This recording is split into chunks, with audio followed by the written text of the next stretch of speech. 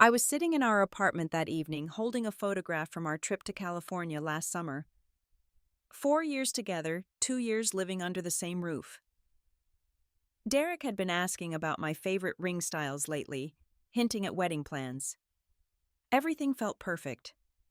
But something had shifted in the past few weeks. A strange feeling I could not name. Like someone was hiding something from me. I never imagined that the two people I trusted most in this world were about to destroy everything I believed in. Before we dive into this story, let me know in the comments where you are watching from today. If this story touches your heart, please hit that like button and subscribe to the channel. What I discovered next changed my life forever, and I need to share this story with you. My name is Henriette, and I am 28 years old. I work as a night shift nurse at a hospital in downtown Philadelphia. I met Derek 4 years ago at a mutual friend's birthday party. He was standing by the snack table, looking a little lost, and I remember thinking he had the kindest eyes I had ever seen. We started talking, and before I knew it, 3 hours had passed. He asked for my number, and from that moment on, we were inseparable. Our relationship grew naturally like a flower finding sunlight. Derek worked as an accountant at a firm about 20 minutes from our apartment. He was steady, reliable, and always knew how to make me laugh after a difficult shift. After 2 years of dating, we decided to move in together. We found a cozy 2-bedroom apartment near the park, and I remember feeling like I was finally building the life I had always dreamed of. We talked about buying a house someday, maybe having kids. Everything seemed to be falling into place. My younger sister Megan is 25 years old. She had always been the free spirit of our family, jumping from job to job, never quite settling down. About 3 months ago, she lost her position at a marketing firm due to company downsizing. Since then, she started coming over to our apartment more frequently. She said she needed to get out of her own place, that the walls were closing in on her. I understood. Loneliness can be suffocating. I welcomed her with open arms every time. Megan would come over in the evening, sometimes staying for dinner, sometimes just sitting on the couch watching television with Derek, while I prepared for my night shift. I thought it was sweet that they got along so well. After all, I had always wanted my family to feel comfortable around the man I loved. Derek treated Megan like a little sister, or so I believed.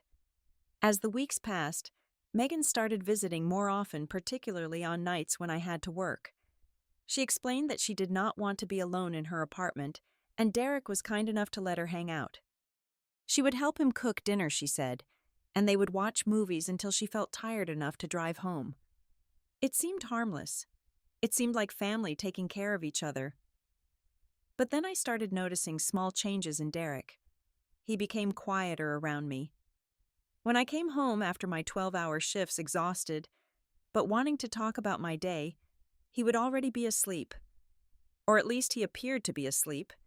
His phone, which used to sit openly on the coffee table, now stayed in his pocket or face down on surfaces. When I asked him about it, he said work had been stressful and he needed to disconnect. I wanted to believe him. I told myself that every couple goes through phases where communication slows down. Maybe I was working too much.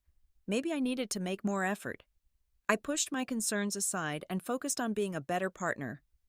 My colleague Linda was the first person to notice something was wrong with me. We had been working together for 3 years, and she could read me like a book. One night during our break, she asked me why I looked so tired, so worried. I found myself opening up to her about the distance I felt growing between Derek and me. Linda listened carefully, then told me something I will never forget. She said that sometimes our gut knows things before our mind is ready to accept them. She encouraged me to talk directly to Derek to clear the air before my imagination ran wild. I decided she was right. I planned to have an honest conversation with Derek that coming weekend. I would cook his favorite meal, set a nice atmosphere, and simply ask him what was going on. But when Friday arrived, Derek told me he had to leave for an urgent business trip. A client emergency, he said. He would be gone until Monday. I was disappointed, but I understood. Work obligations come first sometimes. That Saturday night, feeling lonely, I called Megan to see if she wanted to come over and keep me company. The phone rang and rang, but she did not answer. I tried again an hour later. Still nothing. I figured she was busy, maybe out with friends, and I let it go. Later that evening, while scrolling through Instagram, I saw that Megan had posted a story. It showed a fancy restaurant, candles on the table, 2 glasses of wine. The caption read, "Perfect night," with a heart emoji. I could see the edge of someone's sleeve across the table, but the person's face was not visible. I wondered who she was with. A new boyfriend, maybe. I made a mental note to ask her about it later. I went to bed that night with a strange heaviness in my chest. I could not explain it. Everything seemed fine on the surface, but underneath something felt terribly wrong. The following week, everything began to unravel. It started on a Tuesday evening. Derek had just gotten home from work and went straight to the shower, leaving his phone on the kitchen counter. I was not the type to snoop. I had never checked his phone in 4 years together. But when the screen lit up with a notification, my eyes automatically glanced at it. The message was from a contact saved simply as M, and it read, "I miss you already. Last night was amazing." My heart stopped. I read the words 3 times, hoping I had misunderstood. Maybe M was a coworker named Mary. Maybe it was about a project they had finished. Maybe it meant something completely innocent. I heard the shower turn off and quickly stepped away from the phone, my hands trembling. That night I could not sleep. I lay next to Derek, listening to his steady breathing, and my mind raced through every possible explanation. I did not want to believe what my instincts were screaming at me. I decided to pay closer attention to gather more information before jumping to conclusions. Over the next few days, I started noticing patterns I had been too trusting to see before. Derek claimed he had late meetings almost every night that week. But I had downloaded a family location app on our phones years ago, something we set up for safety reasons.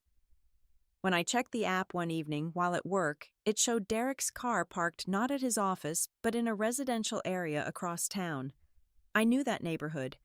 It was where Megan lived. I tried to rationalize it.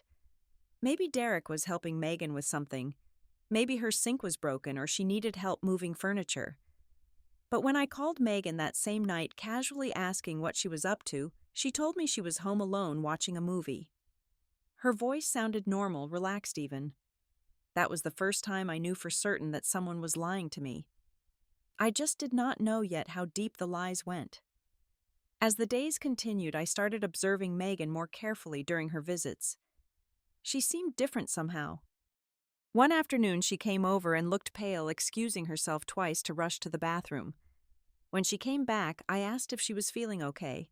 She laughed it off and said she must have eaten something bad. A few days later, I offered her a glass of wine, something we always enjoyed together. She declined, saying she was doing a detox cleanse for her health. I noticed she had started wearing looser clothing, 2 oversized sweaters and flowy tops that hid her figure. I am a nurse. I have seen these signs hundreds of times in my patients. But seeing them in my own sister, connecting them to the growing suspicions in my mind, felt like watching a nightmare unfold in slow motion. One evening I came home earlier than expected from my shift. The apartment was quiet and I assumed Derek was already asleep. As I walked toward the bedroom, I heard Megan's voice coming from the balcony. She must have stopped by while I was at work and was still there. I paused by the door, not wanting to interrupt. Her voice was soft, tender in a way I had never heard before. "I know, baby," she was saying. "I miss you too. Soon we will not have to hide anymore. I promise." My blood ran cold. I stood frozen, unable to move, unable to breathe. When she hung up and came back inside, she jumped at the sight of me. For a split second, I saw panic flash across her face before she composed herself. "Henriette, you scared me." She laughed nervously. "I thought you were working tonight." "I got off early," I managed to say. "Who were you talking to?" "Oh, just a friend," she replied quickly. "Nobody important." She left shortly after, claiming she was tired. I sat alone in the dark living room for hours, piecing together all the fragments of evidence I had collected. My sister, my boyfriend, the late nights, the lies, the pregnancy symptoms. It all pointed to one horrifying conclusion. I needed confirmation. I needed to hear the truth from someone who might tell me. So I called the one person I thought I could always count on. My twin brother, Tyler. Tyler and I had shared everything since before we were born. We had our own language as kids, our own jokes, our own way of understanding each other without words. He was my other half in the truest sense. When I called him that night, my voice shaking, and asked if he knew anything about Derek and Megan, there was a long pause on the other end. "Tyler," I pressed. "Please, I need to know." He sighed heavily. "Henriette, I think you are overthinking this. They are just friends. Do not let your imagination ruin your relationship." "That is not an answer," I said. "Do you know something?" Another pause. Then quietly he said, "Sometimes things are complicated, Henriette. Maybe it is better not to dig too deep." I felt like the ground had disappeared beneath my feet. My own twin brother, the person who was supposed to protect me, who was supposed to be honest with me above all else, was keeping secrets. He knew. I could hear it in his voice. And he had chosen not to tell me. I could not stand the uncertainty any longer. The next evening when Derek came home, I confronted him directly. I asked him about the message from M. I asked him why his car was at Megan's apartment when he claimed to be at work. I asked him to tell me the truth. His face went white. For a moment he looked like a trapped animal searching for an escape route. Then he did what I should have expected. He got angry. "Are you tracking my car now?" he shouted. "Are you going through my phone?" "What is wrong with you, Henriette? You are acting like a crazy person." "I just want the truth," I said, trying to keep my voice steady. "The truth is that you work all the time," he snapped back. "You are never here. You are always exhausted. Maybe if you paid more attention to our relationship instead of playing detective, we would not have problems." He grabbed his keys and stormed out, saying he needed space to think. I stood alone in our apartment, the silence ringing in my ears. He had not denied anything. He had not explained anything. He had only attacked me for daring to ask. That night I cried until I had no tears left. I questioned myself, wondered if I truly was being irrational. Maybe I was seeing things that were not there. Maybe I was destroying my own happiness with paranoia. But the next morning when I opened Facebook, I discovered that the truth was far worse than anything I had imagined. The notification appeared at the top of my screen. Megan had tagged me in a post. My stomach turned as I clicked on it, some part of me already knowing what I was about to see. The post was a carefully arranged photograph. A sonogram image placed on a white blanket surrounded by baby booties and a small stuffed bear. Next to the sonogram was another image showing two hands intertwined, one clearly feminine, the other masculine. On the man's wrist was a watch I recognized immediately. It was the silver watch I had given Derek for his 30th birthday, the one with his initials engraved on the back. The caption made my vision blur with tears. "Sometimes love finds you in unexpected places. I know this might shock some people, but I have never been happier. To the love of my life, thank you for giving me this gift.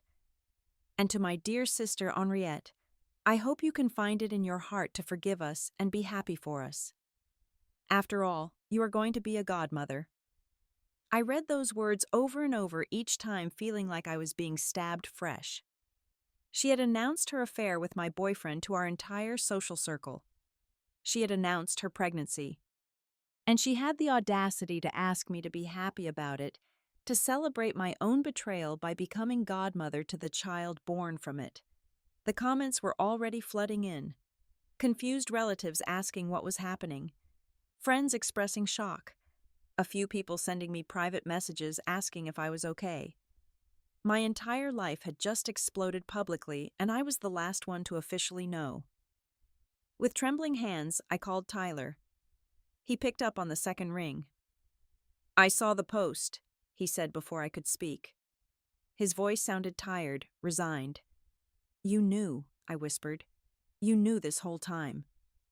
I found out about 2 months ago, he admitted. Derek told me. He made me promise not to say anything. He said they were going to tell you when the time was right. 2 months. I could barely form words. You watched me struggle, watched me doubt myself, and you knew everything. I did not know how to tell you, Tyler said. And honestly, Henriette, I thought maybe this was for the best. Derek was never the right guy for you anyway. And Megan seems really happy. Maybe you should try to look at the positive side. You are going to be a godmother. That is something special, right? I could not believe what I was hearing. My twin brother. My flesh and blood was telling me to celebrate the destruction of my relationship to find joy in my sister's pregnancy with my boyfriend's child. How can you say that to me? I asked, my voice breaking. I am just trying to help you move forward, he replied. Holding on to anger is not going to change what happened. I hung up without another word. The betrayal from Derek hurt. The betrayal from Megan cut deep. But the betrayal from Tyler, the person I had trusted more than anyone on earth, shattered something inside me that I was not sure could ever be repaired. An hour later, Derek walked through the door. He did not look apologetic.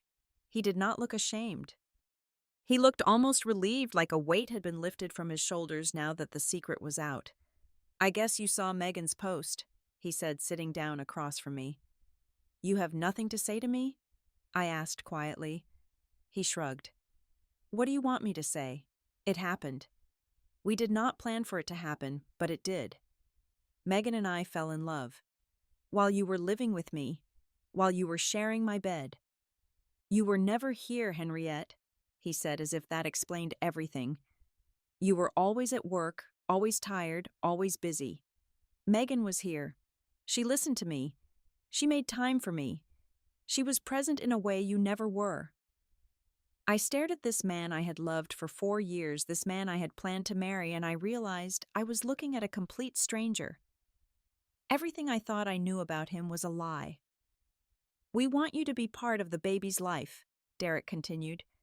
We can still be a family, just in a different way. Megan really wants you to be the godmother. It would mean a lot to both of us. Something shifted inside me in that moment. The sadness, the shock, the disbelief, all of it transformed into something else. Clarity, strength, a fierce determination to reclaim my own life. I looked around our apartment. The photographs on the walls showing our happiest moments, the furniture we had picked out together, the kitchen where we had cooked countless meals. All of it was built on lies. I stood up slowly, my posture straight, my voice steady. Get out. Derek blinked. What? I said get out. This apartment is in my name. The lease has my signature. Take your belongings and leave. Tonight. He started to protest, to make excuses, to reason with me. I held up my hand to stop him. There is nothing left to discuss. You made your choice. Now I am making mine. Take what belongs to you and get out of my home. It took him 2 hours to pack his things. I sat in the kitchen the entire time, refusing to help, refusing to engage. When he finally left, I locked the door behind him and leaned against it, my heart pounding. Then I picked up my phone and made 2 more calls. First, I called Megan. She answered eagerly, probably expecting me to accept her godmother invitation. Henriette, I am so glad you called. I know this is a lot to process, but I really hope we can work through this together. Family is everything, and I want you to be part of this journey with us. Let me be very clear, I said calmly. I will not be a godmother to your child. I will not pretend that what you did is acceptable. I will not smile at family gatherings while you sit next to the man you stole from me. You made your choice, Megan. You chose a man over your sister. Now live with the consequences. Do not contact me again. I hung up before she could respond. Next, I called Tyler. He answered cautiously. Henriette, listen, I know you are upset, but I am not calling to argue, I interrupted. I am calling to tell you that our relationship is over. You knew about this for 2 months. You watched me suffer. You told me I was imagining things. And when the truth came out, you told me to be happy about it. That is not what family does, Tyler. That is not what a brother does. I need you to understand that I cannot have you in my life right now. Maybe someday that will change. But not now. I hung up and blocked all 3 numbers. That night Linda came over after I called her crying. She did not ask questions. She did not offer advice. She just sat beside me on the couch holding my hand while I sobbed. When I finally ran out of tears, she helped me take down every photograph of Derek, every reminder of our relationship, and put them in a box for donation. You are going to be okay, she told me before she left. This is the hardest part. From here, it only gets better. I wanted to believe her. The first few weeks were the darkest of my life. I could barely eat. Sleep came in short, restless bursts filled with nightmares. I had to take a week off work because I could not focus, could not stop crying at random moments. The apartment felt too big, too empty, too full of memories I wanted to forget. Linda came by every day, even when I told her she did not have to.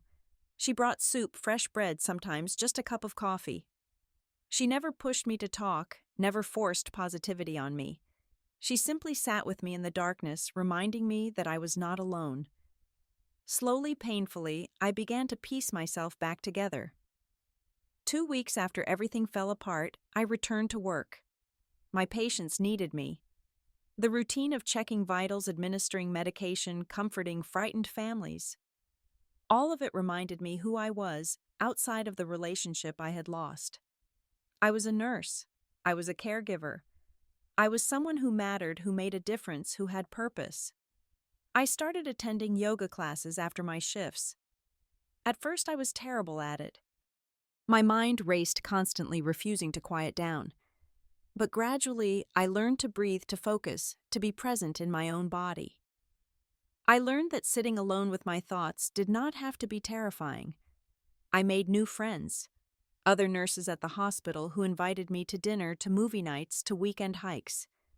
I discovered that I had neglected many parts of myself during my relationship with Derek. I had stopped painting, something I loved in college. I had stopped reading for pleasure. I had stopped exploring the city I lived in. Slowly, I began to reclaim those pieces of who I used to be. 3 months after the breakup, my mother flew in from Arizona to visit. My parents had been living there for 5 years, enjoying their retirement, and we usually only saw each other during holidays. When Mom learned what had happened, she booked a flight immediately. We sat together in my apartment drinking tea, and she listened to the entire story without interruption. When I finished, she took my hands in hers. "You deserve someone who chooses you every single day," she said, "not someone who treats you like an option. What Derek and Megan did says everything about who they are and nothing about your worth. Remember that." She stayed for a week, helping me reorganize the apartment, cooking my favorite childhood meals, simply being present. Before she left, she hugged me tight and whispered, "You are stronger than you know. You will get through this." 6 months passed. I moved to a new apartment, a fresh start in a different neighborhood. I painted the walls a soft blue, bought plants for every windowsill, made the space entirely my own. The first night in my new home, I sat on the floor, surrounded by moving boxes, and realized I was actually happy. Not completely healed, but genuinely happy for the first time in months. I learned through mutual friends that Megan had given birth to a baby girl.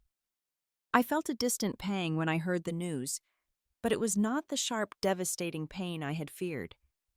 It was more like an old bruise that still ached when pressed.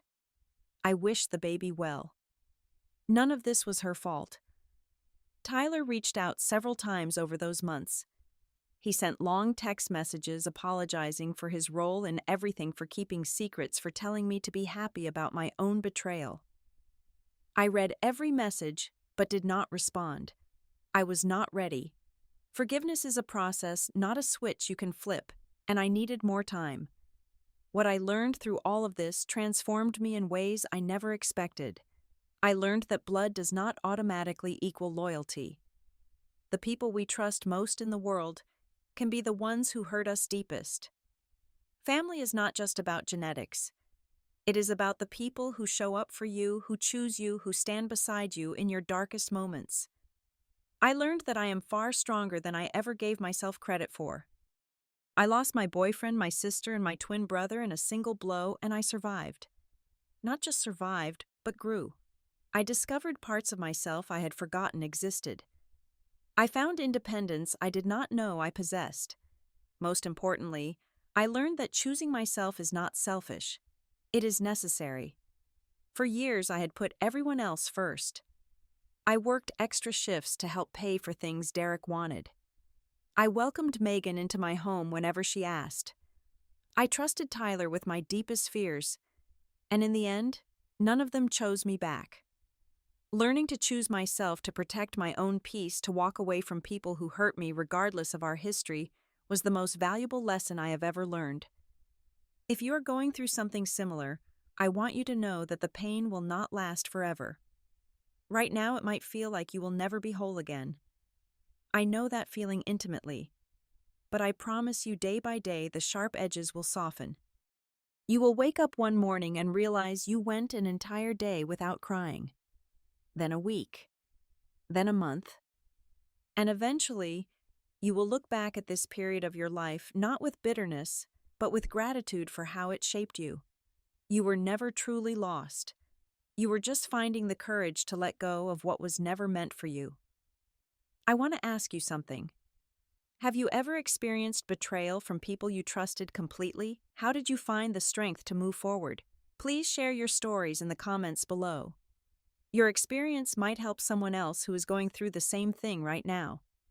If this story touched you, please give it a like so more people can see it.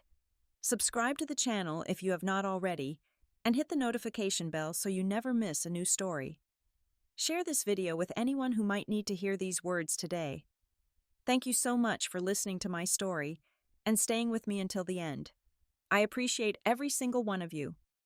I hope this story reminds you of your own strength, your own worth, and your own ability to rise from the ashes of betrayal. Take care of yourselves, protect your peace, and never forget that you deserve people who choose you without hesitation. Until next time.